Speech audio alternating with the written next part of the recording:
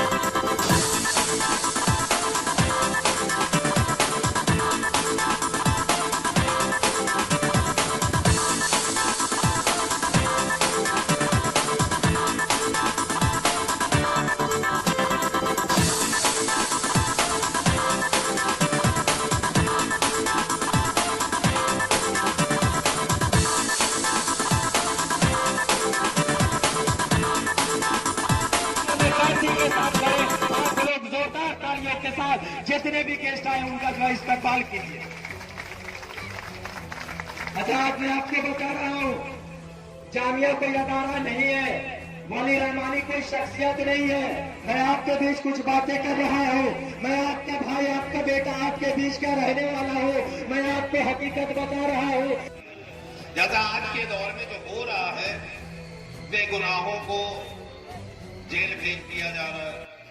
कोई खता नहीं है, उसे खताकार साबित कर दिया जा रहा है।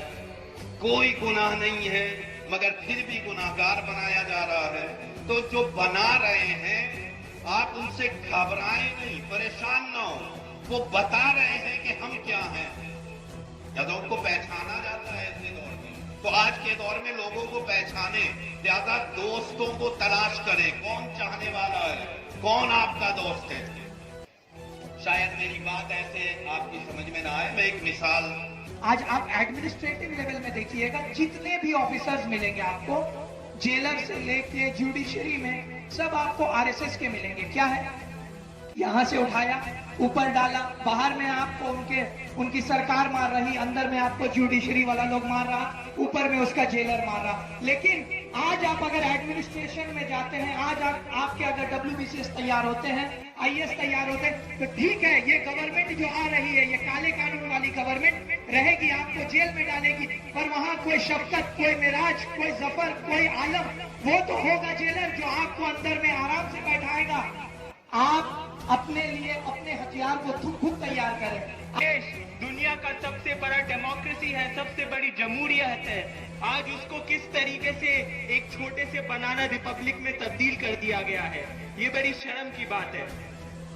अगर हम लोग एक फहरिस्त बनाए जिन लोगों को अरेस्ट किया गया, तो हमारे लिखने की जगह कम पड़ जाएगी, पर उन लोगों का नाम खत्म नहीं होगा।